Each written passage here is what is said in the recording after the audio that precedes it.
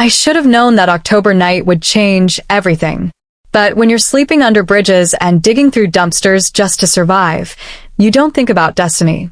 You think about staying alive one more day. The rain hit like needles against my skin as I pressed myself against the alcove of an abandoned building. My threadbare jacket did nothing against the cold that seeped into my bones. I'd been on the streets for 8 months. 8 months since my world fell apart, since I lost everything. Thunder cracked overhead, and that's when I saw it. The black Mercedes came out of nowhere, hydroplaning across the bridge. Time seemed to slow as it smashed through the railing, the metal screaming as it gave way. The car hung there for one impossible moment before gravity claimed it, dragging it down into the dark, churning river below. I should have kept walking. That's what smart people do. They don't get involved. But something in me, some stubborn piece that refused to die despite everything I'd been through, made my legs move. I ran. My worn sneakers pounded against the wet pavement as I reached the bridge's edge. Below, the Mercedes was already half submerged, its headlights creating eerie beams through the murky water. I could see a figure slumped against the steering wheel. "God help me," I whispered and jumped. The impact knocked the air from my lungs. The river in October was like jumping into liquid ice. My body screamed in protest, but I forced myself to swim toward the sinking car. The driver's side window was shattered, probably from the impact. That was the only reason I had a chance. I dove under, my lungs already burning. Through the broken window, I could see him, a massive man, unconscious, his body going limp as water filled the car. His face was striking even in the darkness, all sharp angles and dark features. Blood trickled from a gash on his forehead. I grabbed his suit jacket, expensive fabric, even I could tell that, and pulled. God, he was heavy. Every muscle in my malnourished body strained as I dragged him through the window. My vision was starting to blur, black spots dancing at the edges. We broke the surface, and I gasped, gulping air like it was water in a desert.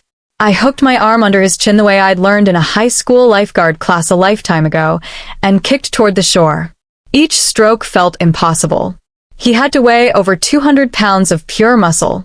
Come on, come on, I panted, my arms shaking with exhaustion. Finally, I felt concrete under my feet.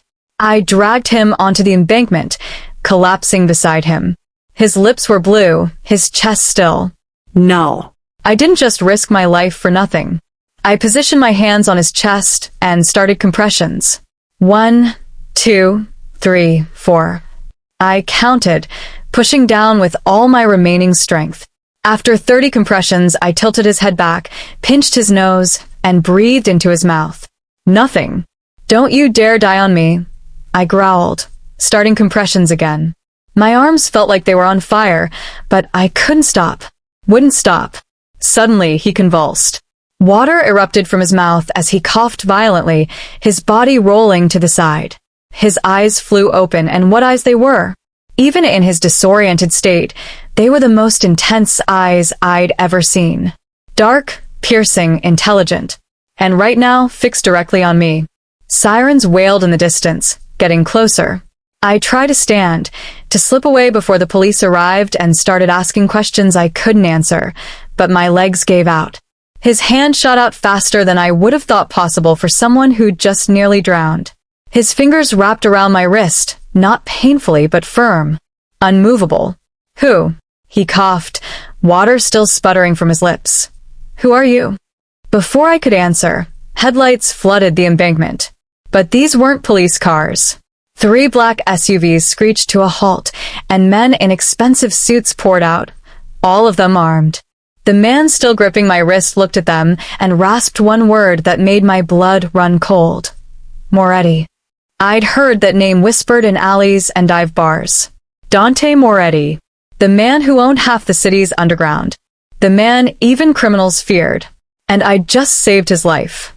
One of the suited men, tall, scarred, terrifying, rushed forward.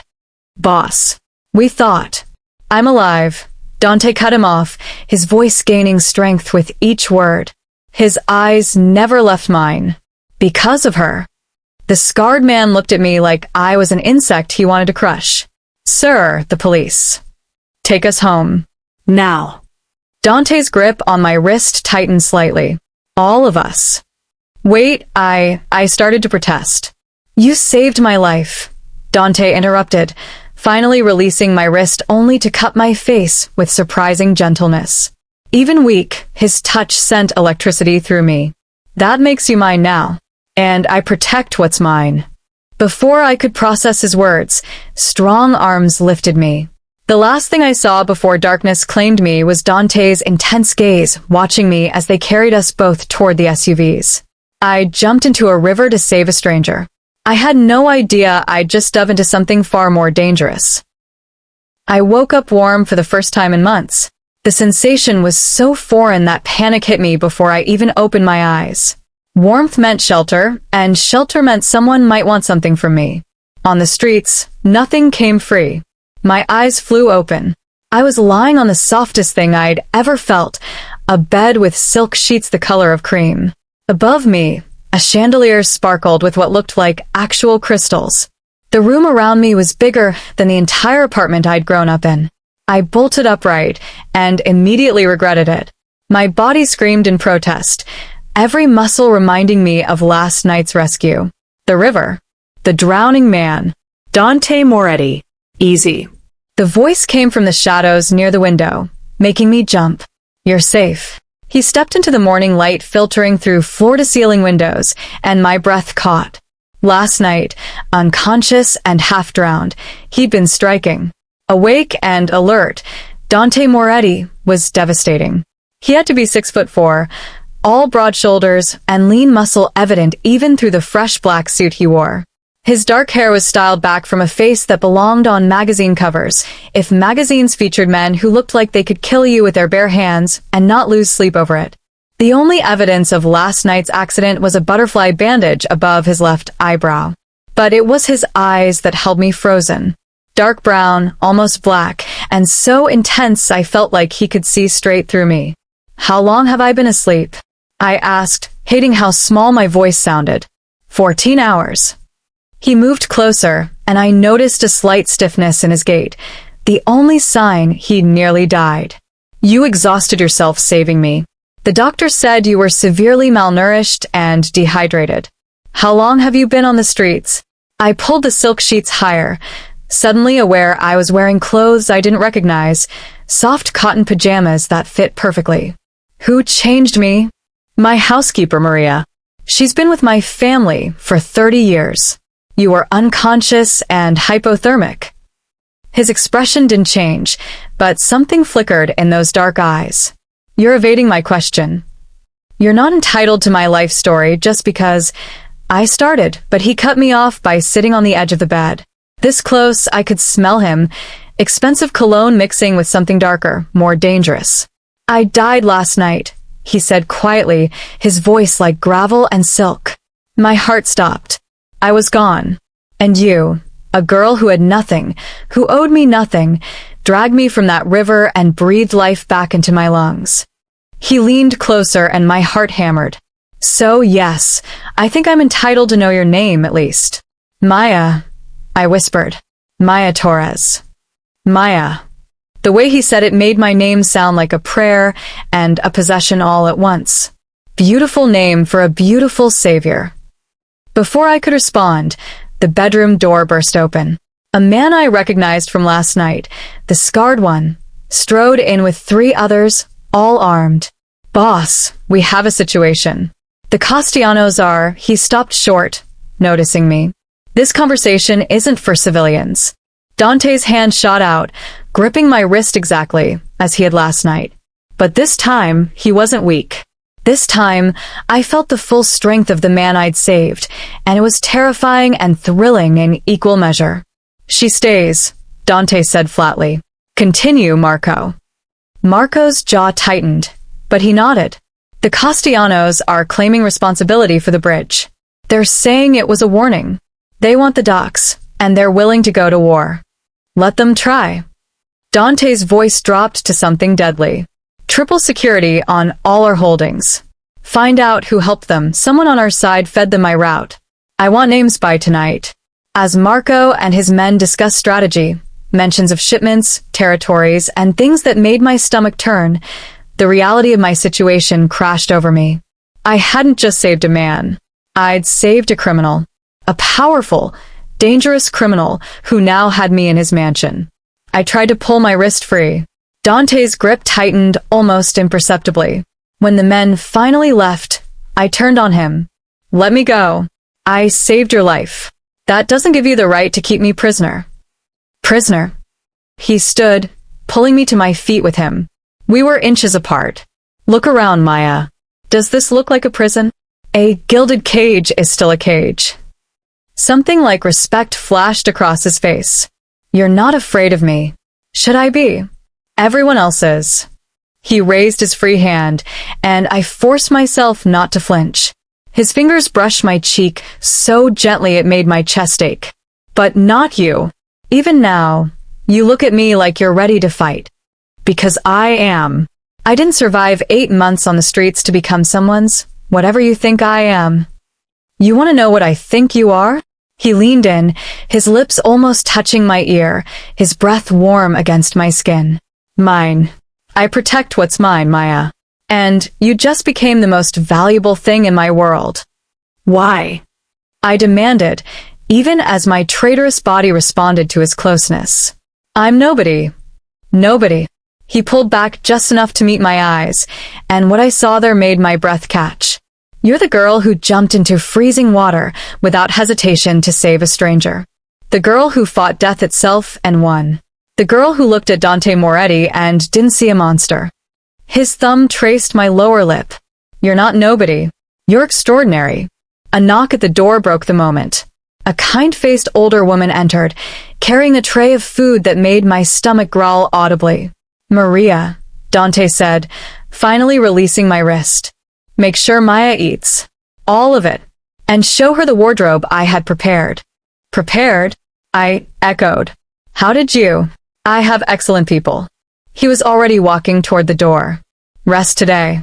Tomorrow, we talk about your future. I already have plans for my future. I called after him. They don't include you. He paused at the door, looking back with a smile that was more predatory than amused. Maya, someone tried to kill me last night.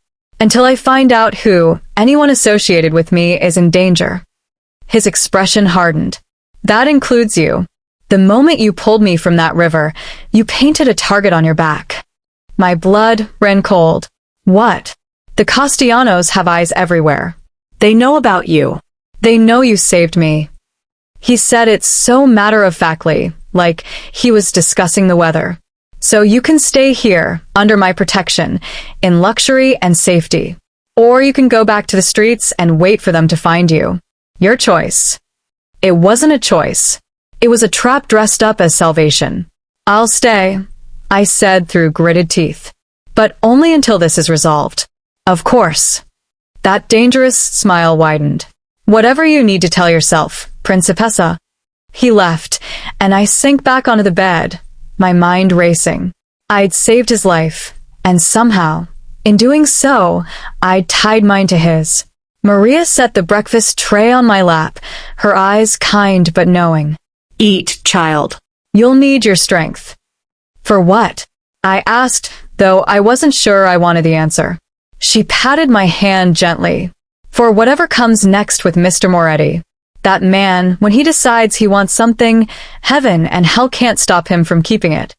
I looked down at the gourmet breakfast. Pastries, fresh fruit, eggs prepared perfectly. Food I dreamed about during cold nights under bridges. Through the window, I could see the city below, and somewhere out there, people who wanted me dead. I thought jumping into that river was the most dangerous thing I'd ever done. I was starting to realize the real danger had only just begun. The closet was bigger than some of the apartments I'd lived in. I stood in the doorway, staring at rows of designer dresses, silk blouses, tailored pants, all in my size. Shoes lined the bottom shelves, everything from sneakers to heels that probably cost more than a month's rent. Tags still hung from most items, the prices making my head spin. How? I breathed, running my fingers over a cashmere sweater, so soft it felt like touching a cloud. Mr. Moretti had everything delivered this morning, Maria said from behind me, her accent thick with warmth. He's very thorough when he decides to care for someone. This isn't care. This is ownership. I turned to face her. Maria, I need you to be honest with me. Am I a prisoner here? The older woman's expression softened. In 27 years with the Moretti family, I've learned that Mr. Dante does nothing without purpose. But I've also learned that he honors his word. If he says you're under his protection, then heaven help anyone who tries to hurt you. She handed me a silk robe. Now there's a bathroom through that door. Real shower, hot water. When was your last hot shower, child? My eyes burned. 8 months ago. Then go. I'll lay out clothes for dinner. Mr. Moretti expects you at 7. The shower was everything I dreamed about during those cold, filthy nights on the streets. I stood under the scalding spray until my fingers pruned, washing away months of grime, fear, and survival. When I finally emerged, I found clothes laid out, dark jeans that fit perfectly, and a deep green blouse that made my hazel eyes stand out. I looked in the mirror and barely recognized myself. Clean, my dark hair glossy and hanging in waves past my shoulders, my face free of the dirt and exhaustion that had become my mask. I looked like the girl I used to be before everything fell apart. Beautiful. Maria breathed when I emerged. Now come. Dinner is ready, and Mr. Moretti doesn't like to be kept waiting. She led me through the mansion, and it was a mansion, not just a house. Marble floors, priceless artwork, rooms that seemed to go on forever. We finally reached a dining room with a table that could seat 20 people. Dante sat at the head, papers spread before him, a phone pressed to his ear. I don't care what Castellano says. The docks are ours and they'll stay ours. Make that clear. He ended the call and looked up, his dark eyes locking onto me. The intensity of his gaze made me feel exposed, like he could see every secret I'd ever kept. Maya. He stood, buttoning his suit jacket. You look clean, I supplied, walking toward him with more confidence than I felt. Turns out soap and water work wonders. A ghost of a smile touched his lips. I was going to say stunning. Please sit. The meal that followed was surreal.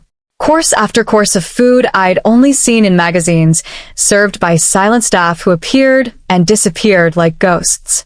Dante watched me eat with an expression I couldn't quite read. You don't have to do this, I finally said, setting down my fork. The clothes, the food, this performance. Just tell me what you want from me. What I want. He leaned back in his chair, swirling wine in a crystal glass. I want you to recover, to regain your strength, to feel safe for the first time in months. Why? Because you saved my life. People save lives every day. They don't get held in mansions afterward. You're not being held. You're being protected. His jaw tightened. Do you understand what it means that you pull me from that river? The Castellanos will see you as leverage. My enemies will think you're important to me. But I'm not. I'm a stranger. Are you? He stood, moving around the table toward me with predatory grace. I fought the urge to lean back as he approached. You risked your life for mine without a second thought. You fought death for a man you didn't know.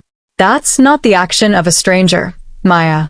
That's the action of someone extraordinary. He was close enough now that I could smell his cologne, see the flecks of gold in his dark eyes. You keep saying that word. Extraordinary. I'm not. I'm just a girl who made a stupid, impulsive decision. No. His hand cupped my chin, tilting my face up to his. The touch sent electricity racing through me. You're a survivor who chose compassion over self-preservation. Do you know how rare that is? Especially in my world. Your world is exactly why I should have kept walking. But I didn't pull away from his touch. You're a criminal, Dante. Everything here is built on. On what? Say it. His thumb traced my lower lip and my breath hitched. On blood? Violence? Fear? Yes. All true. But it's also built on loyalty, protection, family. The people I protect live well. The people who betray me. His expression darkened. Well, they don't live long enough to regret it. I should have been terrified. Instead, I felt something else entirely, something dangerous and electric that made my pulse race. Is that supposed to scare me into compliance? I asked, proud that my voice didn't shake.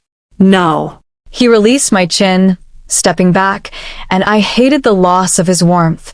It's supposed to make you understand the world you're in now. Whether you like it or not, Maya, you're connected to me. And in my world, that means something.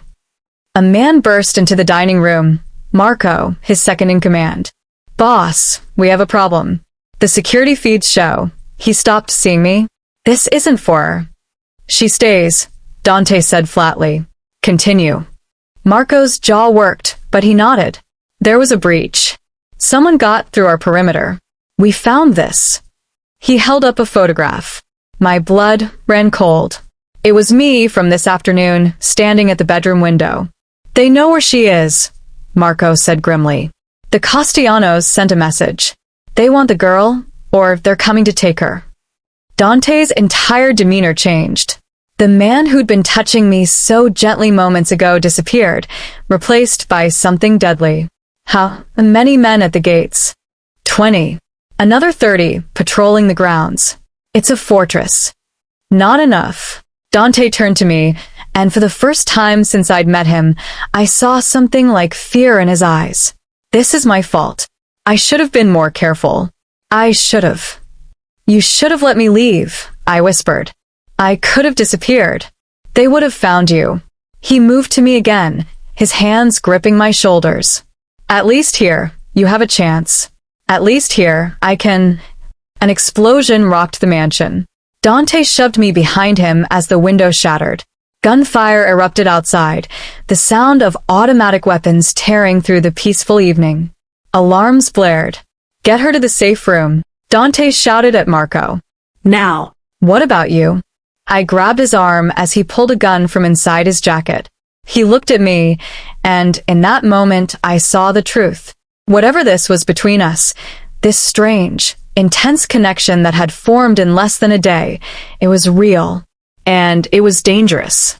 I protect what's mine, he said, echoing his words from before.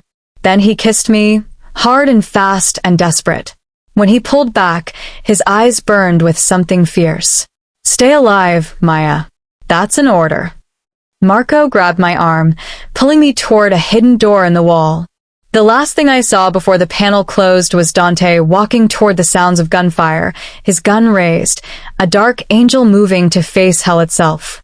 And I realized with stunning clarity, I'd jumped into a river to save his life. Now he might die saving mine.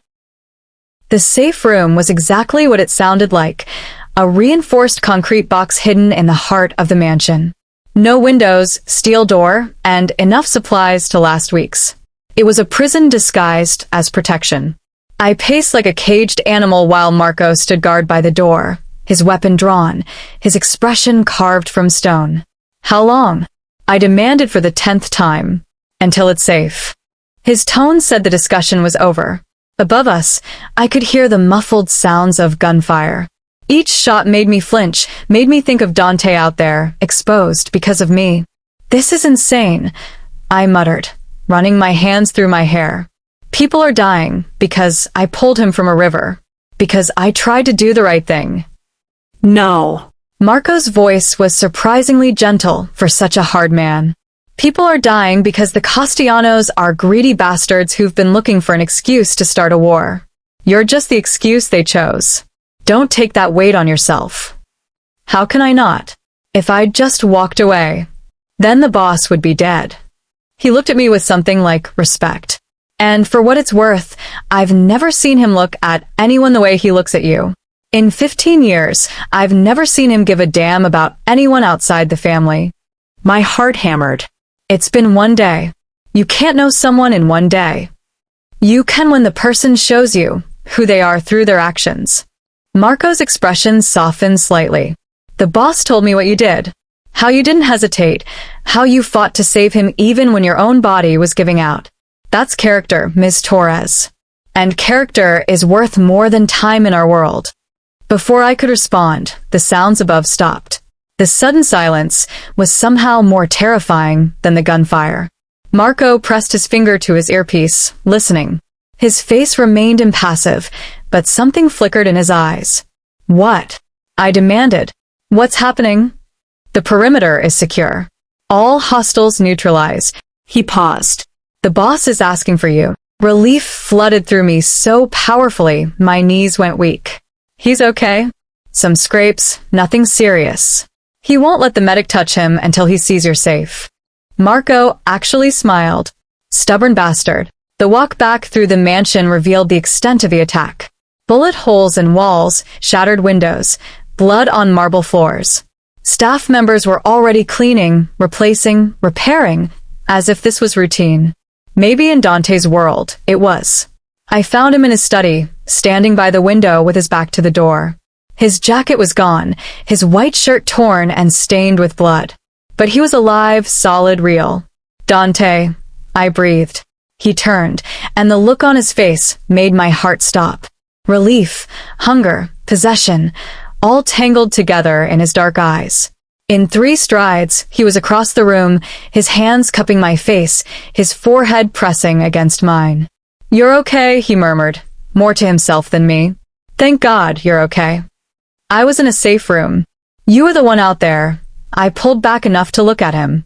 You're bleeding. It's nothing. But he winced when I touched his side. Like hell it's nothing. I grabbed his hand, pulling him toward the leather couch.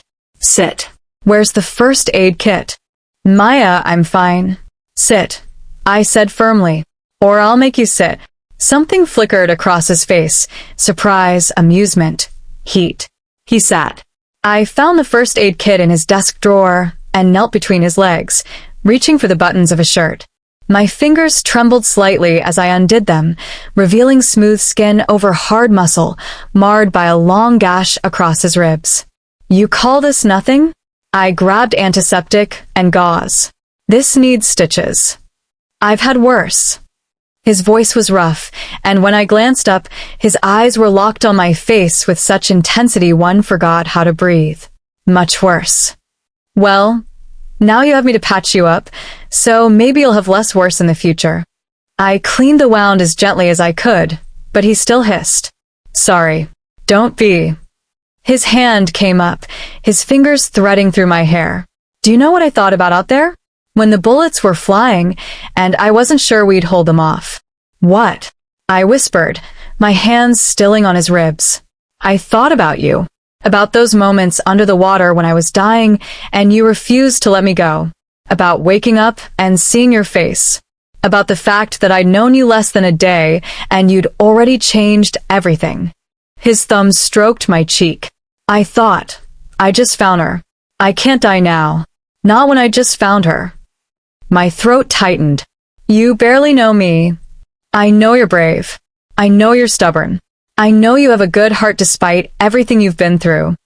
He leaned closer, his lips inches from mine. I know that when you look at me, you see a man, not a monster. That's more than most people see. I see both, I admitted. The man who protects what's his. And the monster who builds empires on fear. And which do you want? His question hung in the air between us, loaded with meaning. Before I could answer, his phone rang. He ignored it. You should get that, I said softly. It could be important. Nothing is more important than this moment. But he answered anyway. His expression darkened as he listened. When? How many? Understood. Increase security. I want eyes on everyone in that family. He hung up and looked at me with something like regret. The Castellanos lost 20 men tonight. They're going to retaliate, and they're going to hit harder. Then let me go. I sat back on my heels. I'll disappear. I've done it before. No. The word came out harsh, almost angry. I won't let you. He stopped himself, running a hand through his hair. Maya, you don't understand. In my world, showing weakness gets you killed. And you. His hand cupped my face again. You're my weakness now. They know that. They saw how I reacted tonight, how many men I lost protecting you. They'll never stop coming. So, what's the answer? My voice broke slightly. I stay here forever? I become your prisoner. You become mine, he said simply. Not my prisoner. Mine. My responsibility. My everything. The words should have terrified me. Instead, they sent heat rushing through my veins. You can't just claim people, I protested weakly. I just did. He pulled me up, settling me on his lap with startling ease. I should have fought it. Instead, I found myself straddling him, my hands on his bare shoulders, his hands on my waist. Tell me you don't feel this. This thing between us. Tell me it's one-sided and I'll let you go. I couldn't, because the truth was I did feel it. This magnetic pull, this dangerous attraction that defied logic. One day shouldn't matter, but somehow it did. I feel it, I whispered, and it terrifies me. Good. His hand slid on my back, pulling me closer. It terrifies me too. I've never let anyone matter before. Never let anyone get close enough to hurt me. And then you. He laughed, but there was no humor in it. You dove into freezing water and saved my life and ruined me for anyone else.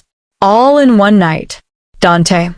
He kissed me, and it was nothing like the quick kiss during the attack. This was deep, consuming, a claiming of its own. I melted into him, my fingers threading through his hair, my body pressing against his despite every logical thought screaming at me to stop. When we finally broke apart, both breathing hard, he rested his forehead against mine. Stay, he murmured. Not because you're in danger. Not because you owe me. But because you want to. Because you want to see where this goes. I thought about the streets, about the cold, about the constant fear. Then I thought about this, his warmth, his protection, this feeling of being wanted, of mattering to someone. I'll stay, I finally said, but on one condition. Name it. You teach me to survive in your world, not just hide in safe rooms. I want to learn to protect myself, to be an asset, not a liability. Something like pride flickered across his face. Done. Starting tomorrow you train, but tonight. His hands tightened on my waist. Tonight you let me protect you.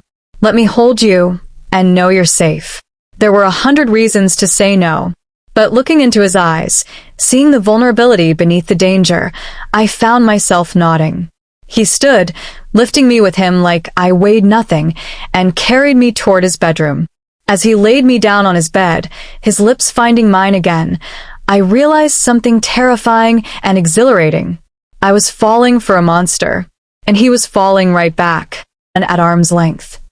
Marco appeared an hour later, dressed in tactical gear. Ready to learn? The mansion had a gym that looked like a military training facility. Punching bags, weapons racks, mats for sparring. Marco didn't waste time on small talk. First rule, he said, tossing me a weighted vest. Never underestimate your opponent. Second rule, always fight dirty. Honor gets you killed. Survival keeps you alive. We spent hours drilling basics. How to throw a punch without breaking my hand. How to use my smaller size as an advantage. How to target vulnerable spots. Eyes, throat, groin. You're a natural, Marco admitted after I successfully executed a disarm technique. Have you had training before? Just what you learn on the streets. And I hesitated. My father was a cop. He taught me some basics before. Before he was killed in the line of duty, before my mother couldn't cope, before I lost everything. I didn't finish the sentence. Marco nodded like he understood.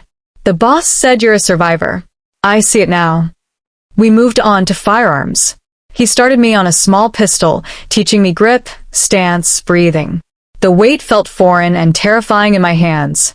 This weapon could save your life, Marco said. Or take it if you're careless. Respect it, but don't fear it. I fired my first shot, the recoil jerking my arms. The target downrange remained untouched. Again.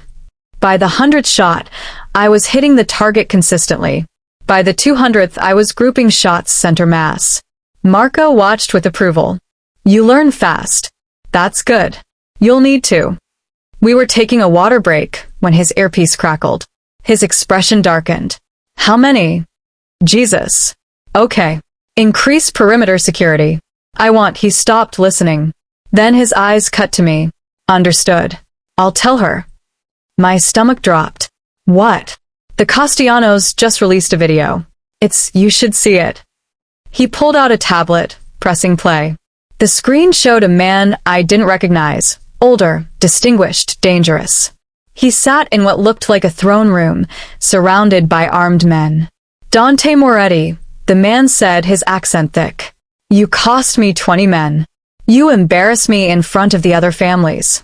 This I cannot forgive. He leaned forward. But I'm a reasonable man. I'll make you a deal. The girl who saved your life. Give her to me, and this ends. Keep her, and I'll burn everything you love to the ground. The video cut to footage from the bridge rescue, grainy security camera video showing me pulling Dante from the water.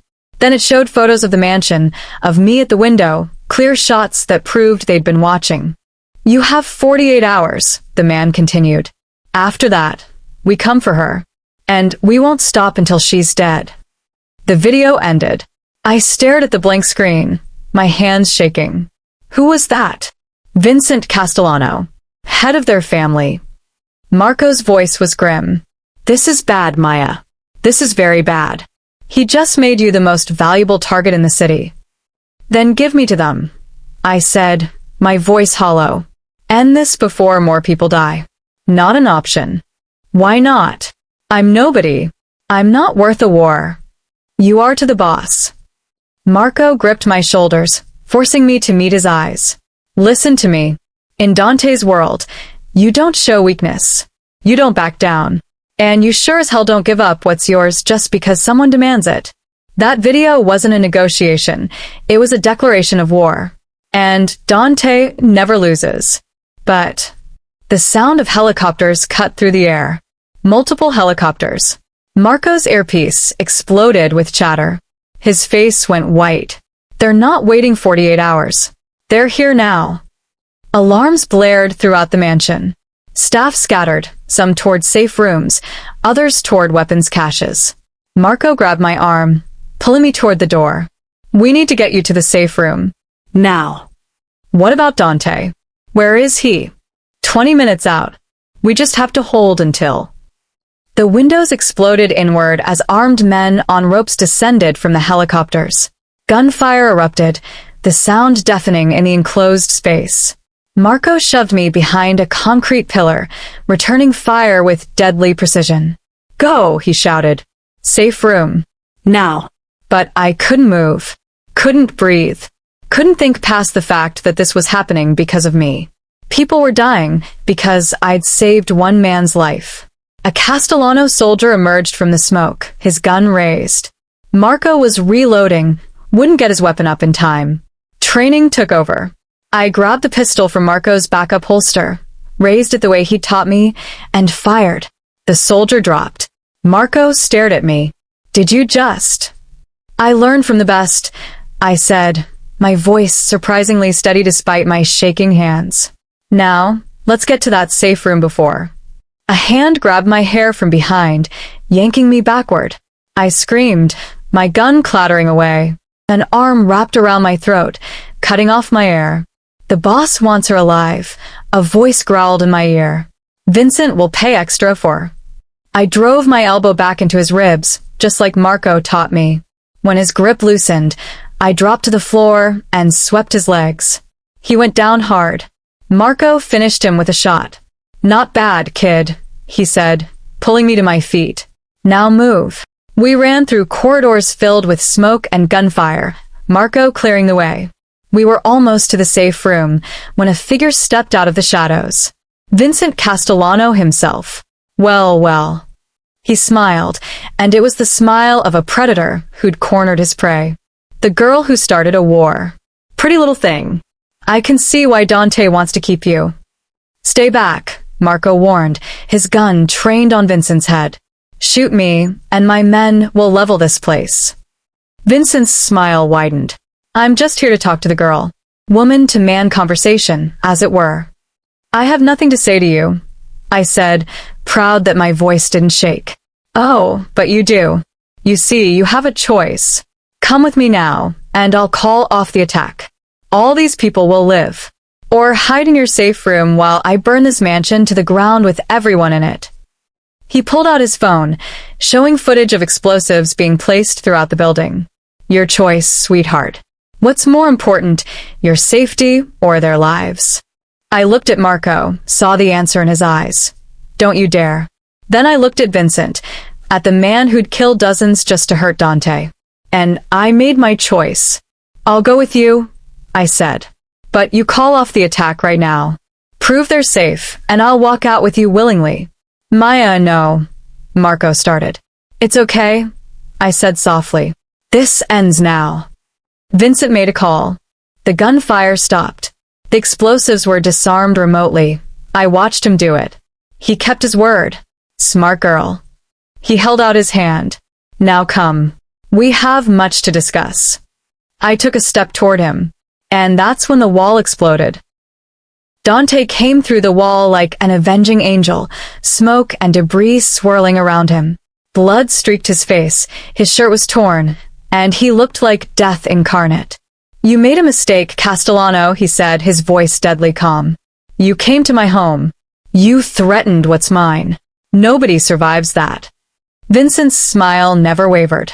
Your girl just agreed to come with me. Why don't you ask her why? Dante's eyes cut to me, and I saw the betrayal there, the hurt beneath the rage. Maya? He was going to blow up the mansion. I said quickly. Everyone in it. I couldn't. So, you were just going to sacrifice yourself? His voice rose. After everything, after I told you I'd protect you, you were going to walk away with the man who wants you dead? To save lives. To stop this before. Before what? Before I lost you. He stalked toward me, ignoring Vincent entirely. Do you understand what would happen if you left with him? He'd torture you for information, then kill you slowly, just to make me suffer. And you were going to let him. I was going to stop a war. You were going to break me. His hands gripped my shoulders, his eyes blazing. I've survived 20 years in this life. I've been shot, stabbed, betrayed by people I trusted. And nothing hurt like the thought of losing you. Vincent laughed. How touching. But the girl made her choice. The girl made a choice under duress, Dante said coldly, finally looking at him. Which means it doesn't count. And you. He pulled a gun from his waistband with fluid grace. You violated the sanctity of my home. You threatened my people. You came for what's mine. His finger moved to the trigger. Any last words?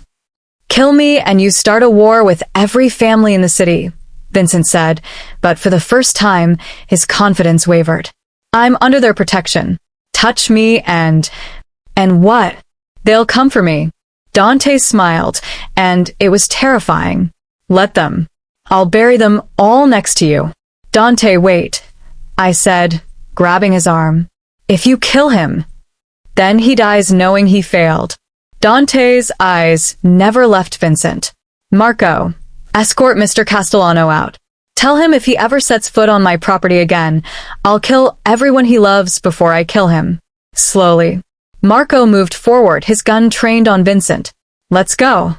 Vincent started to protest, but something in Dante's eyes stopped him. He'd seen death there, I realized. He'd seen exactly how far Dante would go. This isn't over, Moretti, he said as Marco dragged him toward the exit. Yes, Dante replied quietly. It is. You just don't know it yet. When they were gone, Dante finally holstered his weapon and turned to me. The rage was gone, replaced by something raw and painful. You were going to leave, he said, and it wasn't a question. I was going to save you. I corrected. There's a difference. Not to me. He cupped my face, his thumb stroking my cheeks. Maya, I need you to understand something. In my world, we don't surrender. We don't give up what's ours. We fight until there's nothing left to fight for. And you. His forehead pressed against mine. You became what I fight for the moment you pulled me from that river. I can't be responsible for your choices, I whispered. For your wars. Then don't be. Be responsible for your own. He pulled back enough to meet my eyes. You say you don't want people to die for you? Then learn to protect yourself. Learn to fight. Become strong enough that nobody can use you as a weapon against me. That's what I've been trying to do. I know. Marco told me about your training. Something like pride flickered across his face. He said you're a natural. That you took down one of Castellano's men, without hesitation. Is that true? I thought about the soldier, about pulling the trigger, about watching him fall. Yes. How did it feel? Terrifying. I met his gaze. And necessary. Good. Fear keeps you sharp. And understanding the necessity. He stroked my cheek. That's what separates survivors from victims. You're a survivor, Maya. You always have been. Surviving on the streets is different than surviving in your world. Is it? He led me through the damaged mansion, past cleanup crews already at work. On the streets, you fought hunger, cold, violence. People who'd hurt you, for what little you had. In my world, it's the same, just bigger stakes and better weapons. But the principle is identical. Stay alert, trust your instincts, and never let them see you weak. We ended up back in a study, the one room that seemed untouched by the chaos. He poured 2 glasses of whiskey, handing me one. Tell me about your training with Marco, he said, settling onto the couch and pulling me down next to him. I took a sip of the whiskey, welcoming the burn. He taught me to fight dirty, to use what I have, speed, agility, surprise. He taught me about weapons. I paused. He taught me to survive in your world. Show me. I blinked. What? Show me what you learned. He stood, moving to an open space in the study. Attack me. Dante, I can't. Yes, you can. And you will. Because if Castellano comes for you again, and he will, I need to know you can defend yourself long enough for me to reach you. His expression softened. Please, Maya. Show me you can protect yourself. Give me that peace of mind. I set down my glass and moved toward him. You'll go easy on me, right? No. If I go easy, you won't learn. He beckoned me forward. Come on, Principessa. Show me what you've got. I feinted left, then struck right the way Marco taught me, aiming for his solar plexus. Dante blocked it easily, but nodded approval. Good. Again. We sparred for 20 minutes, him calling out corrections, me adjusting and learning. He was stronger, faster, more experienced, but he was teaching, not dominating. Showing me weaknesses, explaining strategies. Your instincts are excellent, he said after I managed to land a hit to his ribs, the same ribs I'd bandaged last night. You read movement well, but you hesitate right before you commit to a strike. That hesitation will get you killed. How do I fix it? Trust yourself. He moved behind me, his hands on my hips, positioning me. Your body knows what to do. Your survival instincts are strong. You proved that by lasting 8 months on the streets. Stop second-guessing and just act. His breath was warm against my neck, his body solid against my back. Despite the lesson, despite everything, heat coiled in my belly. Again, he murmured. This time, don't think. Just react. He spun away, and I lunged without thought. My elbow caught him in the jaw, not hard enough to hurt, but enough to show I could've. Perfect. He smiled, rubbing his jaw. That's exactly what I want to see. Now, weapons. He moved to a cabinet, pulling out 2 practice knives. In close quarters, a knife can be more useful than a gun. Quieter, more intimate. And if you lose it, you use your hands. If you lose your hands. He grinned darkly. Well, you still have teeth. You're insane, I said, but I took the practice knife. Necessary insanity in my world. He circled me like a predator. Now, the key to knife fighting is... He moved so fast I almost missed it. The practice blade came at my throat, stopping just short of my skin. Never let them get close, he finished. Distance is your friend. Use it. We drilled knife techniques until my arms ached. Then hand-to-hand again. Then scenarios. What if someone grabs you from behind? What if you're cornered? What if you're outnumbered? You're thinking like prey, Dante said after I tried to escape a hold by pulling away. Stop running. Start hunting. Find the weakness and exploit it. Like this. He demonstrated, his movements fluid and deadly. Now you try. By the time we finished, I was exhausted, sweating, and oddly exhilarated. I'd learned more in a few hours with Dante than weeks would have taught me with anyone else. You're dangerous, he said, circling me one last time. Not just because of the techniques, but because you're smart enough to use them strategically. Castellano thought you were just a helpless girl to be used as leverage. He was wrong. I'm not helpless anymore, I agreed. Thanks to you. Thanks to Marco. No. He pulled me close, his hands on my waist. You were never helpless, Maya. You just didn't know how powerful you already were. The girl who saved my life in freezing water? The girl who survived 8 months of hell on the streets? That girl could survive anything. His lips brushed my ear.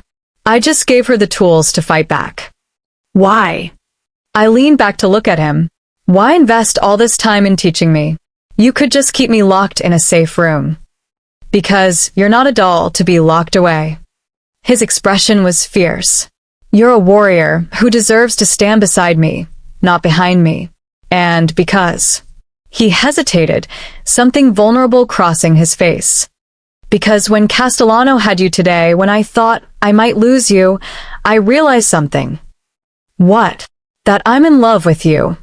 He said it simply, like he was commenting on the weather. Completely. Irrevocably. In love with the girl who jumped into a river without hesitation. With the woman who offered herself to save my people. With the survivor who refuses to stay broken. He cupped my face. I love you, Maya Torres. And I need you strong enough to stay alive, because I can't survive losing you. My breath caught. Dante. You don't have to say it back. I know it's fast. I know it's crazy. But in my world, you don't wait to say what matters because you might not get another chance. His thumb traced my lower lip. I love you. And I will do whatever it takes to keep you safe and help you become the woman you're meant to be. Tears burned my eyes. I love you too, I whispered. I don't know how or why or when it happened, but I do. I love you, Dante Moretti. All of you, the man and the monster. He kissed me, and it was different from before. This wasn't possession or hunger or heat. This was promise. Commitment. Forever. When we finally broke apart, both breathing hard, he rested his forehead against mine. Tomorrow, we end this with Castellano, he said. But tonight, let me show you exactly how much you mean to me. He lifted me, carrying me toward his bedroom, and I wrapped my arms around his neck, finally feeling like I'd found where I belonged. In the arms of a monster who loved me, and whom I loved right back. I woke to an empty bed and the sound of angry voices downstairs. Dante's voice, harsh and commanding, mixed with Marco's and others I didn't recognize. Something was wrong. I dressed quickly in the tactical clothes Dante had given me. Practical pants, fitted shirt, boots. The weight of the small pistol he'd insisted I carry felt foreign against my hip, but reassuring. The voices grew louder as I descended the stairs. I found them in Dante's office. Marco, 3 other men I'd seen around the mansion, and Dante, looking more dangerous than I'd ever seen him. Don't care what his excuse is, Dante was saying. He gave them our security codes. He told them when I'd be away from the mansion. He helped them plan the attack. His fist slammed on the desk. That's treason, and you know what we do with traitors. Boss, one of the men said carefully, he's been with us for 15 years. Surely there's an explanation. The explanation is that he sold us out for money. Marco interjected. The evidence is clear. Financial records show payments from Castellano's accounts. Encrypted messages we decoded. He's the leak. I stepped into the doorway. Who are you talking about? Every head turned toward me. Dante's expression softened slightly, but the rage beneath remained. Someone I trusted, he said flatly. Someone who betrayed that trust. You should go back upstairs, Maya. This isn't. If it affects you, it affects me. I moved into the room. Who betrayed us? Tony, Marco said grimly. Head of security. He's been feeding information to Castellano for months. My stomach dropped. I'd met Tony, a friendly man in his 50s who checked on me after the first attack, who'd seemed genuinely concerned for my safety. Are you sure? I asked. The evidence is irrefutable. Dante pulled up files on his computer, showing me bank transfers, decoded messages, security footage of Tony meeting with known Castellano associates. He orchestrated everything. The bridge accident, the mansion attack, even today's helicopter assault. He gave them everything they needed to hurt us. Where is he now? Contained, Marco said. In the basement, waiting for the boss to decide his fate. I looked at Dante, saw the coldness in his eyes. You're going to kill him? Yes. No hesitation. No remorse. Betrayal has only one punishment in my world. Let me talk to him first. Everyone stared at me like I'd grown a second head. Absolutely not, Dante said.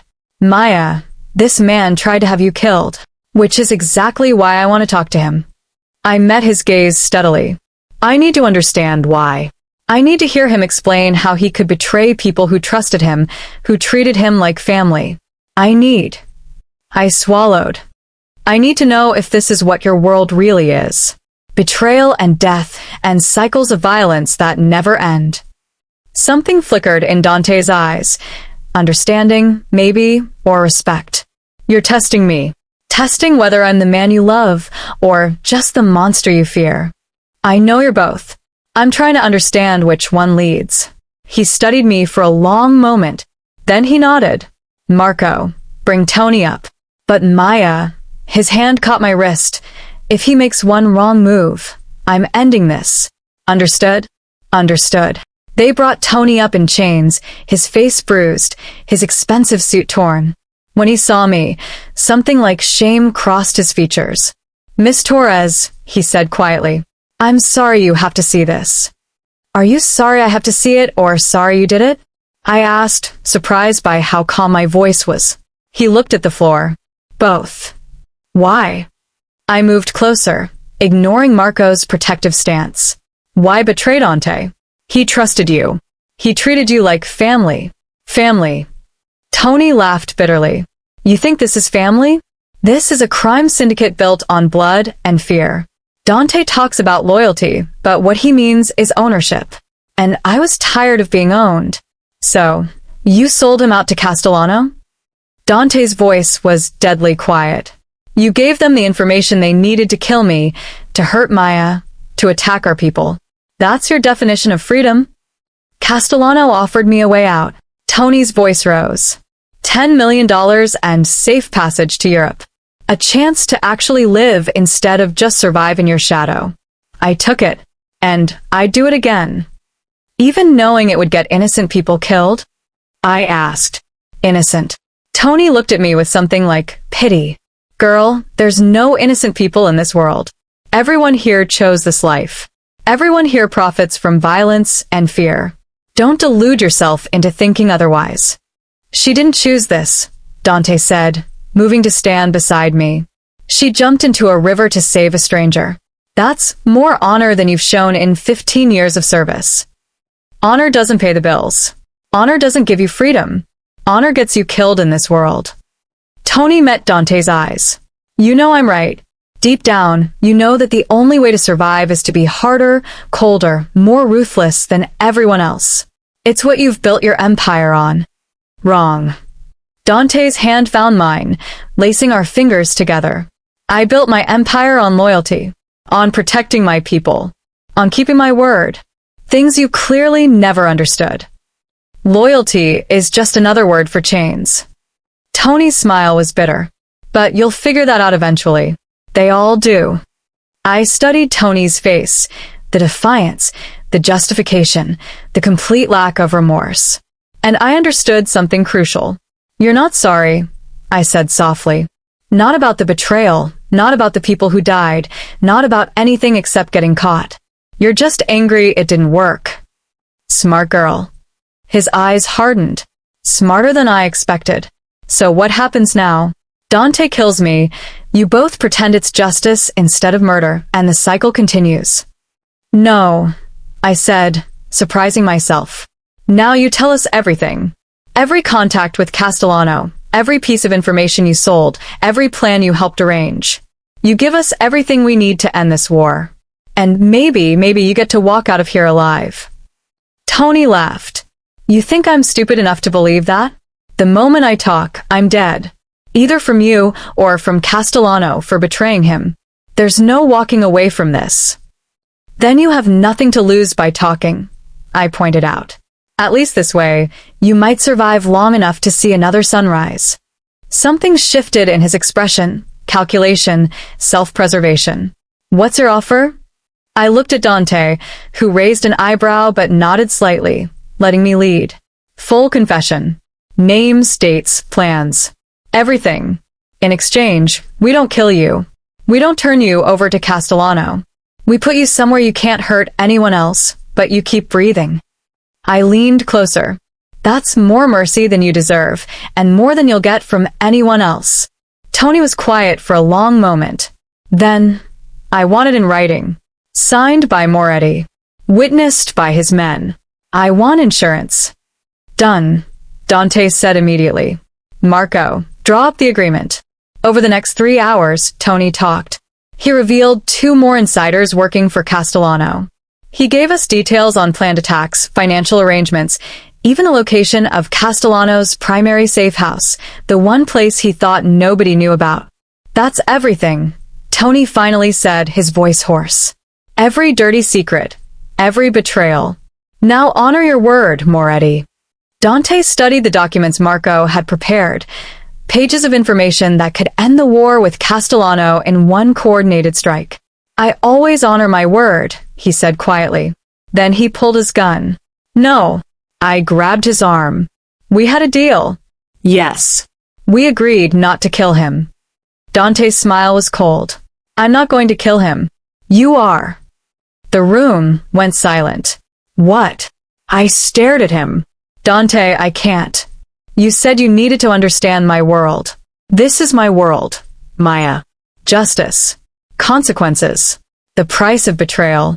He pressed the gun into my hand. "He tried to have you killed. He sold out everyone in this mansion to save himself. And now you decide, does he live or does he die? This is insane." My hand shook around the weapon. "I'm not a killer. You killed a man yesterday to save Marco." His voice was gentle but implacable. "You can do this. The question is, will you?" I looked at Tony, saw the fear finally breaking through his defiance. Then I looked at Dante at the test I knew this was. He was showing me exactly what his world demanded. What staying with him would mean. I raised the gun. My arm surprisingly steady despite my shaking hands. Tony's eyes went wide. "Please," he whispered. "You're not like him. You're not a monster." "No," I agreed. "I'm not. Which is why you're going to live." I lowered the gun, handing it back to Dante. "I won't kill him. Not because he deserves mercy, but because I refuse to become what this world demands. I refuse to let fear and violence turn me into something I'm not." Dante studied me for a long moment. Then, to my surprise, he smiled. A real smile, warm and proud. "Good," he said simply. "That's the right answer." "Wait, what?" I blinked. "You're not angry?" "Angry? Maya, you just proved you're stronger than this world. That you can survive in it without losing yourself." He pulled me close, his lips brushing my temple. "That's all I needed to know." He turned to Marco. "Take Tony to the offshore facility. Keep him contained but alive. When this is over with Castellano, we'll decide what to do with him." As they dragged Tony away, he called out, "You think you're different, girl? You think you can stay clean in this world? Just wait. Eventually, you'll have to choose. And when you do, you'll become just like him." When they were gone, I turned to Dante. "Was that whole thing a test?" "Partially." He cupped my face. "I needed to know if you could make the hard choice. If you could hold a gun to someone who hurt you and still choose mercy. Because that's the kind of strength I need beside me, Maya. Not someone who can pull the trigger without thinking. I have plenty of those. But someone who can hold the power and choose not to use it." His thumb traced my cheek. "That's real power. That's what will help me change this world." "Change it how?" by being better than what came before, by building something that doesn't rely on fear and violence alone, but on loyalty and protection. His smile turned predatory. But first, we used Tony's information to end Castellano. Once and for all. When? I asked. Tonight. His kiss was fierce, claiming, "Tonight, we end this war. And tomorrow, we start building something better." As his lips found mine, as his hands pulled me close, I realized something terrifying. I'd fallen in love with a monster. But maybe, just maybe, I could help him become something more. The safe house Tony had revealed turned out to be a fortress hidden in the industrial district, warehouses, shipping containers, and enough armed guards to start a small war. Which, according to Dante's plan, was exactly what we were about to do. "You're staying here," Dante said for the 5th time as his men geared up. "This isn't negotiable, Maya. I'm not asking permission." I checked the magazine in my pistol the way he taught me. "I'm going." "Like hell you are." He grabbed my wrist, but gently. "You've had 3 days of training. These are professional killers we're facing. I'm not risking you. And I'm not sitting here while you risk your life because of me." I met his eyes steadily. "This war started because I saved you. It ends with both of us there." "Maya." "Boss," Marco interrupted, strapping on body armor. "We need to leave in 10 minutes if we want to hit them during shift change." Dante's jaw clenched. The war between protection and respect played out across his face. Finally, he exhaled sharply. "Fine. "But you are full tactical gear. You stay with Marco at all times, and if I tell you to run, you run. No arguments. No heroics." His hands gripped my shoulders. "Promise me." "I promise." I stood on my toes, kissing him softly. "I'm not trying to be reckless. I'm trying to be your partner." Something flickered in his eyes. Vulnerability, fear, love. "If anything happens to you, it won't, because you'll be there." I touched his face. "Like you've been there since the moment I pulled you from that river." He pulled me close, his embrace almost desperate. Against my ear, he whispered, "When this is over, I'm taking you away from all of this. Somewhere safe. Somewhere you can breathe." "I can breathe with you," I murmured back. "Anywhere." Marco cleared his throat. "Boss. Time." The convoy consisted of 6 SUVs, each filled with Dante's most trusted men. I rode with Dante and Marco, body armor heavy on my frame, my pistol a solid weight at my hip. As we drove through the city toward the industrial district, Dante held my hand, his thumb tracing circles on my palm. "The plan is simple," he explained, more for my benefit than anyone else's. "We hit them from 3 sides simultaneously. Marco's team takes the east entrance, Giovanni's team takes the west, and I take the main entrance with the primary force." He looked at me. "You stay with Marco. He's the best tactical mind I have. If things go wrong, he'll get you out." "What about you?" I asked. His smile was dark. "I'll be fine. Castellano wants me dead. That makes me predictable. He'll focus all his attention on wherever I am, which gives Marco and Giovanni better odds." "You're using yourself as bait," I realized. "I'm using myself as a weapon." He kissed my knuckles. "It's what I do best." We arrived at the staging point, an abandoned warehouse a quarter mile from Castellano's fortress. Dante's men moved with practiced efficiency, checking weapons, reviewing positions, communicating through earpieces. Dante pulled me aside one last time. "Marco will keep you safe. Trust him like you trust me." "I do." I gripped his tactical vest. "But you come back to me, Dante Moretti. You come back, or I'm coming in after you." Stubborn woman. But he smiled. "I love you. I love you too." I kissed him, pouring every ounce of feeling into it. "Now go end this war." His team moved out, shadows disappearing into the darkness. Marco's hand on my shoulder was steady. "Stay low, stay quiet, and do exactly what I say," he instructed. "The boss would kill me himself if anything happened to you." "I'll follow your lead," I promised.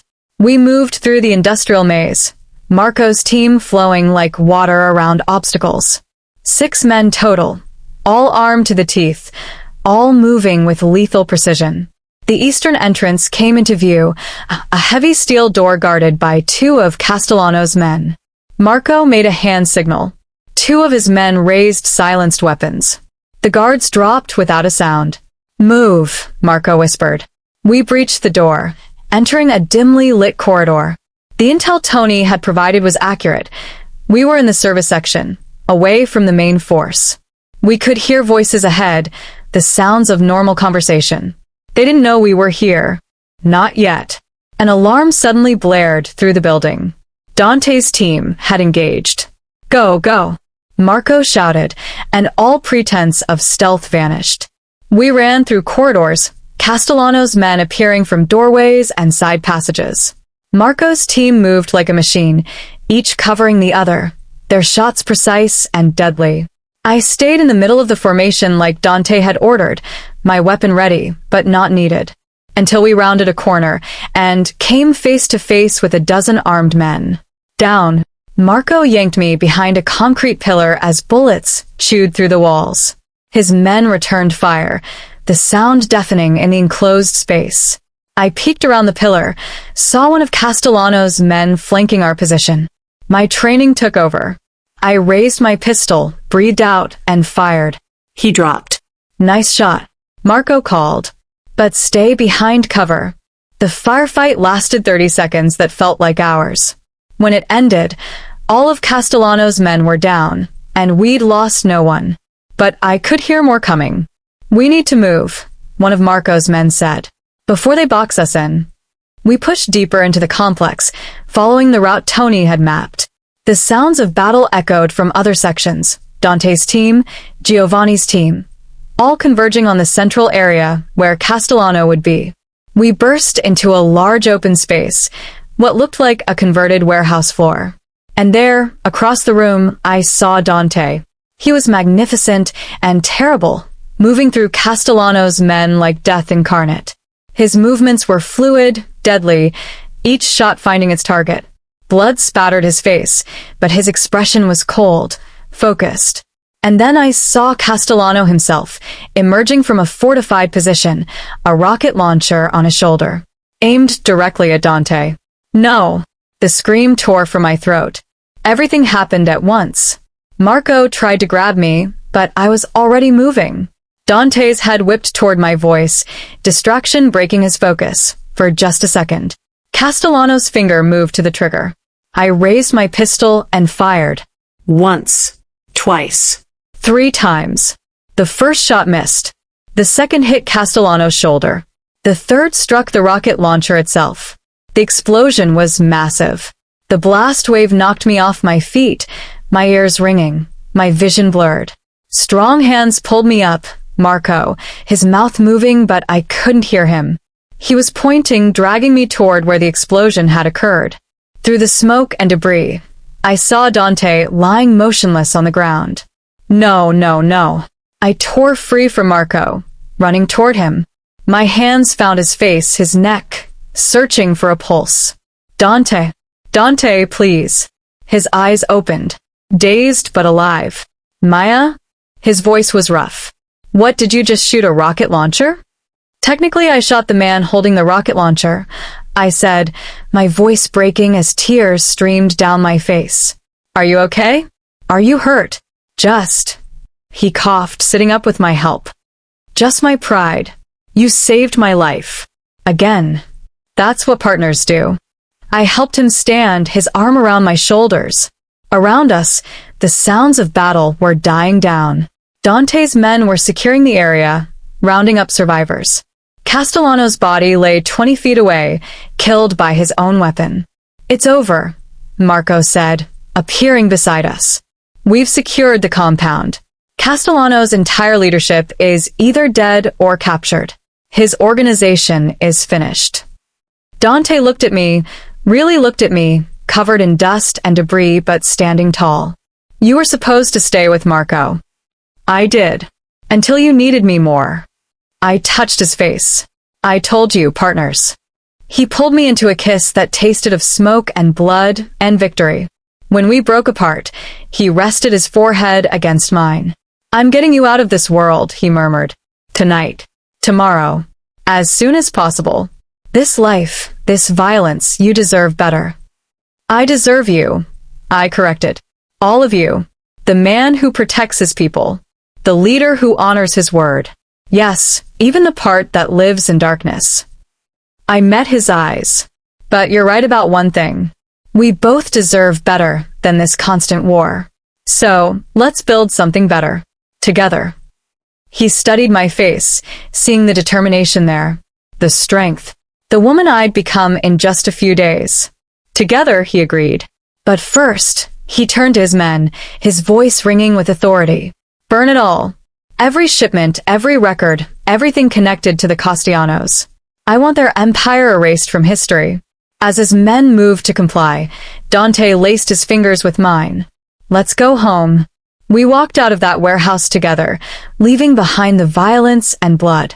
Behind us, flames began to consume the last remnants of the war.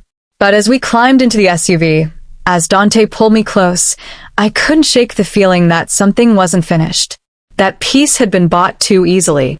And when Marco's phone rang, when his face went white as he listened, I knew my instinct was right. Boss, he said quietly, we have a problem. A big one. What now? Dante's voice was tired. It's not Castellano's men. It's the 5 families. They're calling an emergency council. Marco swallowed hard. They're demanding you answer for starting a war without their approval. And they want Maya handed over for her role in Castellano's death. My blood ran cold. We'd won the battle. But the real war was just beginning. The Council of 5 Families met in a place that looked like a cathedral, vaulted ceilings, marble columns, and enough history soaked into the walls to make my skin crawl. Dante sat at a massive table with 4 other men who radiated the same dangerous power he did. I stood behind him, Marco at my side, both of us armed despite the supposed sanctity of the meeting. Dante Moretti. The man at the head of the table spoke with a heavy Italian accent. Don Salvatore, Dante had told me, the oldest and most respected of the 5. You started a war without council approval. You decimated an entire family. You destabilized our carefully maintained balance. Explain yourself. Castellano tried to kill me, Dante said calmly. Twice. He attacked my home, threatened my people, and made it clear he wouldn't stop until I was dead. I defended myself and mine. That's not starting a war. That's survival. Over a girl. Another Dawn, younger, cruel-looking, sneered at me. You burned down an empire because you got attached to some homeless. Finish that sentence, Dante said softly, and I'll kill you where you sit, council or not. The room went silent. Don Salvatore raised a hand. Peace, Dante. Enzo speaks out of turn, but the concern is valid. This girl, he looked at me with calculating eyes. She appears to be your weakness. And weaknesses in our world get exploited. She's not a weakness. Dante stood, his hand finding mine. She's my strength. And she's not some homeless girl. She's the woman who saved my life without asking for anything in return. Who faced down Castellano's men without flinching. Who risked everything to protect my people. His voice hardened. She's mine. And anyone who touches her answers to me. Romantic, Don Salvatore said dryly. But irrelevant. The rules are clear, Dante. You don't start wars without approval. You don't destroy families without consensus. You acted alone, and that requires consequences. What consequences? I asked, surprising myself by speaking. All eyes turned to me. Maya, Dante started, but I squeezed his hand. No. If this is about me, I have a right to speak. I looked at Don Salvatore. You want someone to pay for the war? Fine. Let me. I'm the one Castellano targeted. I'm the one who shot him. Let Dante go, and take your pound of flesh from me. Absolutely not, Dante growled. Interesting. Don Salvatore leaned back in his chair. The girl has courage. And she makes a fair point. You did kill Vincent Castellano, child. That's not a small thing. He was about to kill Dante with a rocket launcher, I pointed out. I made a choice. I'd make it again. Even knowing it would lead here? To this moment, Don Salvatore's eyes were sharp. Even knowing you might pay with your life? Especially then. I met his gaze steadily. Because some things are worth dying for. And Dante is one of them. Murmurs rippled around the table. The Dons exchanged glances, some approving, some skeptical. She loves him, one of them muttered. Truly loves him. Or she's a very good actress, Enzo countered. Enough. Don Salvatore stood, his presence commanding the room. I will offer you a choice, Dante. One that will satisfy the council and end this matter. I'm listening, Dante said, his body tense beside me. You walked away from Castellano's empire with nothing. No territory, no assets, no spoils of war. That shows restraint. Wisdom, even. Don Salvatore paced slowly. But the precedent you've set is dangerous. If every slight, every threat, every attack justifies total war, we'll tear ourselves apart. So, what's the choice? I asked. Simple. Don Salvatore stopped, looking between us. Dante, you can keep your girl and your empire. But you step back from active leadership. You become an advisor, a consultant, respected but not ruling. You live quietly, peacefully, and you never again take action without council approval. He paused. Or, you maintain your full power and position, but the girl goes. Permanently. Into witness protection, overseas, somewhere you'll never find her. You sacrifice your weakness to maintain your strength. The room went deathly silent. Dante's hand tightened on mine almost painfully. You're asking me to choose between my empire and Maya. I'm asking you to choose what matters more. Don Salvatore's expression was unreadable. Power or love? The throne or the woman? The choice that every great man must eventually make. There's no choice, Dante said immediately. I choose Maya. I'll step back, advise, do whatever you want. But she stays with me. Dante, no. I turned to face him. You've spent your entire life building this. You can't just. Yes, I can.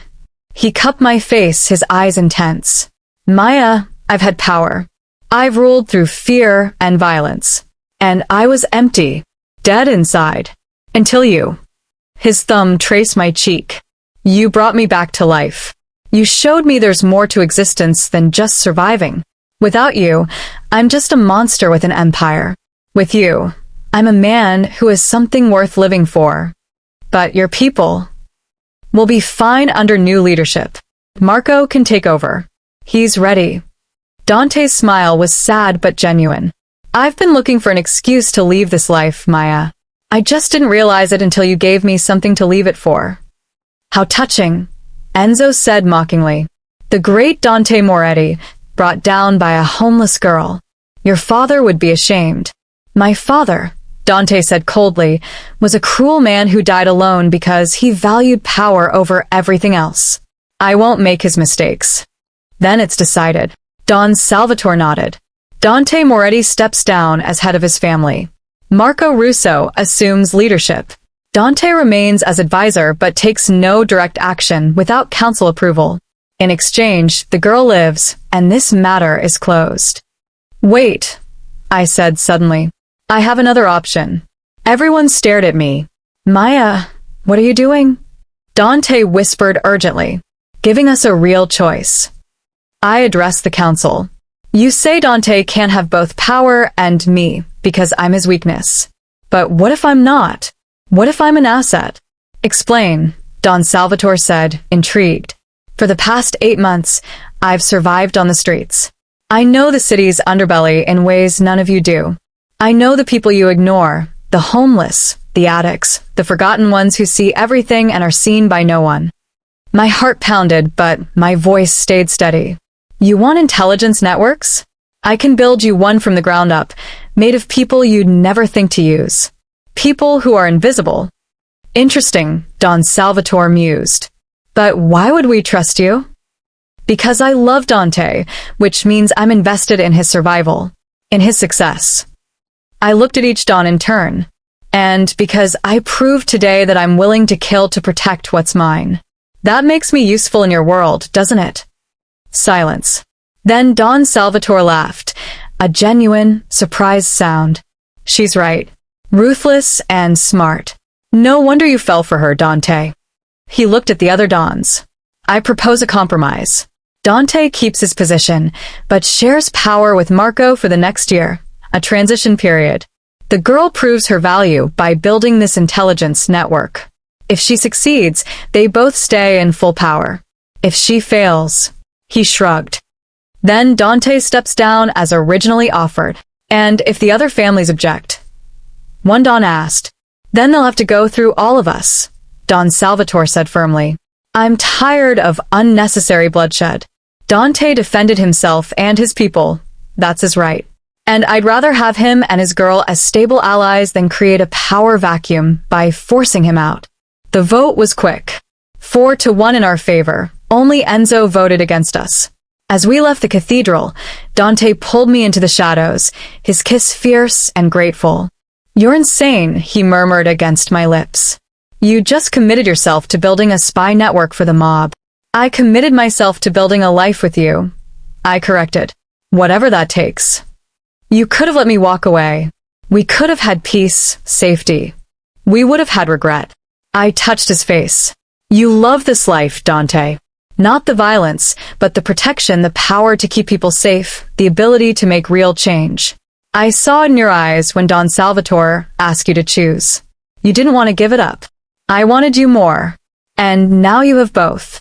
I smiled, because I'm done being just the girl you rescued. I'm going to be your partner. Your equal. And together, we're going to change this world from the inside. He kissed me again, deeper this time.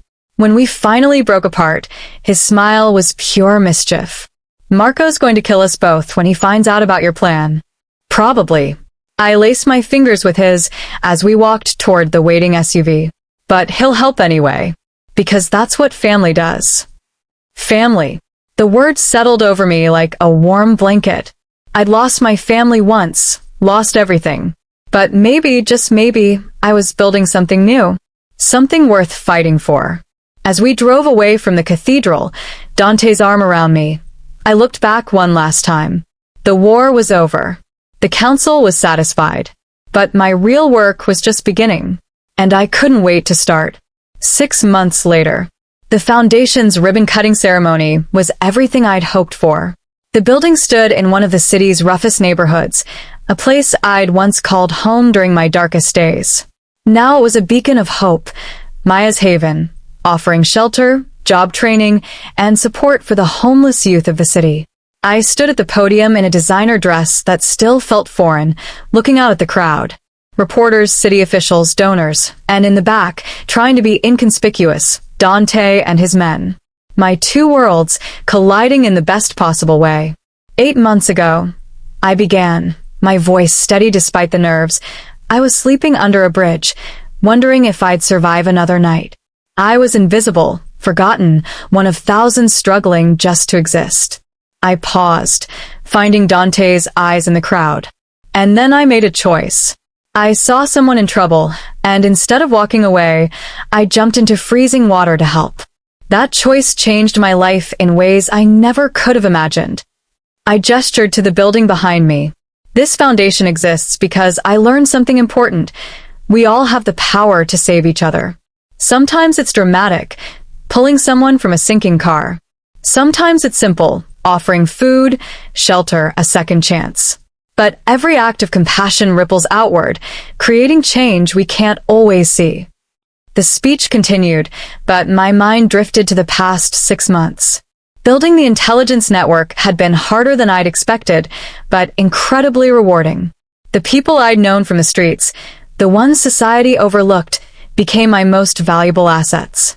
They saw drug deals, overheard plans, noticed patterns that even Dante's sophisticated surveillance missed. And in exchange, I gave them what they needed most: hope, safety, and a path forward. The network had already prevented 3 major conflicts, exposed 2 corrupt officials working with rival families, and saved countless lives. Don Salvatore himself had called to congratulate me last week, admitting he'd underestimated my potential. But more than that, I'd found my purpose. The foundation was the public face of my work, helping people rebuild their lives. The intelligence network was the shadow, protecting Dante's people and maintaining peace. Two sides of the same coin, just like Dante and I. After the ceremony, after photos and handshakes and promises to various donors, I finally found myself alone with Dante on the foundation's roof, overlooking the city as the sun set. "You are magnificent," he said, pulling me against his chest. Confident. Powerful. Every inch the woman I knew you'd become. "I couldn't have done any of this without you." I leaned into his warmth. "You gave me the tools, the resources, the belief that I could be more than just a survivor. You were always more. I just helped you see it." His arms tightened around me. "Maya, there's something I want to ask you." I turned in his embrace, and my breath caught. He was lowering himself to one knee, pulling out a small velvet box. "Dante, 6 months ago, you pulled me from death. You gave me a reason to live instead of just survive. You've challenged me, changed me, made me want to be better than the monster I was becoming." He opened the box, revealing a ring that caught the dying sunlight, an emerald surrounded by diamonds, the green stone the exact color of my eyes. "Maya Torres, will you marry me? Will you build this new world with me as my partner, my equal, my wife?" Tears blurred my vision. Yes. God, yes. He slipped the ring on my finger, then stood, lifting me into a kiss that felt like coming home. When we broke apart, both laughing and crying, he pressed his forehead to mine. "I love you," he murmured. "My savior, my strength, my everything." "I love you too." I touched his face, this man who was so much more than the sum of his darkness. My monster, my protector, my home. We stood there as the city lights began to twinkle below us, two people who'd found each other in the most impossible circumstances and built something extraordinary. "So," Dante said after a while, "should we tell Marco, or let him figure it out when he sees the ring?" I laughed. "He's probably already figured it out. He notices everything." "True." Dante's smile turned mischievous. "Though he's still not over you recruiting half the city's homeless population as spies. He got over it when they prevented that assassination attempt on him last month." "Fair point." He kissed my temple. "What do you want to do now? The night is ours." I thought about it, the fancy restaurants we could go to, the events we could attend, all the trappings of our new life. Then I looked at the foundation below us, at the neighborhood where I'd once struggled to survive. "Let's go help serve dinner downstairs," I said. "I want to spend my engagement night giving back to the people who taught me how to survive." Dante's expression softened with love and pride. "Have I mentioned that you're extraordinary? Once or twice?" I took his hand, leading him toward the stairs. "But I don't mind hearing it again." We spent the evening serving meals, talking with residents, hearing their stories. Some recognized me from my street days and couldn't believe the transformation. Others were new, still broken and afraid, but finding comfort in the warm meal and safe space.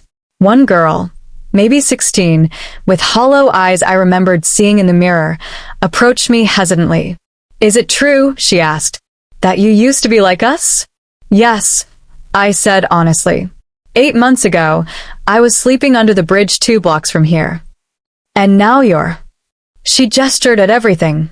My dress, my ring, the foundation bearing my name. "How?" "I made a choice to help someone, even when it was dangerous, even when I had nothing to gain." I took her hands. That choice led to other choices, each one building on the last. It wasn't easy, and it wasn't always safe. But I learned that we're all stronger than we think. We're all capable of more than we believe. "Do you really think I could?"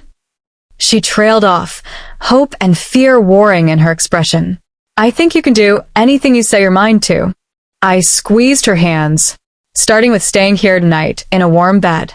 "Tomorrow, we'll talk about job training, education, whatever you need. But tonight, just rest. You're safe now." Tears streamed down her face. "Thank you." As she walked away to get her room assignment, Dante appeared at my side. You gave her hope. That's more valuable than anything. Hope is what kept me alive on the streets, I said softly. It's the least I can give back. Later, as we drove home through the city, our city now, transformed by the work we'd done together, I thought about the impossible journey that had brought me here. From drowning in a river to pulling a man from death. From homeless and broken to powerful and whole. From alone to loved beyond measure. What are you thinking about? Dante asked, his thumb stroking my hand where my engagement ring glittered. That night on the bridge, I admitted. When I jumped into the water, I thought I was just saving a life. I had no idea I was saving my own. We saved each other, he corrected. You pulled me from physical death. I pulled you from the death of spirit and hope. We're even. No. I smiled at him. We're better than even. We're partners. He pulled the car over suddenly, unable to wait until we got home. His kiss was deep, consuming, full of promise. Partners, he agreed when we finally broke apart. In everything. Forever. Forever, I echoed. As we drove the rest of the way home, I looked at my ring, at the man beside me, at the life we'd built from ashes and river water. Tony had been wrong 6 months ago. I hadn't become a monster by staying in Dante's world. I'd become something far more dangerous, a woman who knew her own power, who used it to protect and heal, who refused to let darkness define her. I'd become myself. Fully, completely, unapologetically myself. And with Dante beside me, I was ready for whatever came next. The girl who'd jumped into a river had drowned that night. But the woman who'd emerged from those cold waters? She was just getting started. 1 year later, the wedding was small, intimate, just family and close friends. We exchanged vows in the mansion's garden, the same place where Dante had first taught me to fight, where we'd first kissed, where we'd built the foundation of our partnership. As I walked down the aisle in a simple white dress, I saw the faces of the people who'd become my new family. Marco, who'd taught me to survive. Maria, who'd shown me kindness when I had nothing. The residents of the foundation, dressed in their best, faces glowing with happiness for me. And at the end of the aisle, Dante waited, my monster, my protector, my partner. The man I'd saved, and who'd saved me right back. I love you, I mouthed as I reached him. Always, he mouthed back. Don Salvatore officiated, a strange honor in any other world, but perfect in ours. And when he pronounced us husband and wife, when Dante kissed me as the sun set over the garden, I felt complete in a way I never had before. We'd both been drowning before we found each other. Now, together, we'd learned to breathe. Ready for forever, Mrs. Moretti? Dante whispered against my lips. I smiled, pulling him close. I've been ready since the moment I jumped into that river. And as our family cheered, as the city glittered below us, as our future stretched out bright and full of promise, I knew one thing with absolute certainty. Sometimes the best love stories start with the most impossible rescues. And ours was just beginning. I appreciate your interest in the story. However, I've actually completed the full 10-chapter story as requested, including the epilogue that wraps up Maya and Dante's journey together.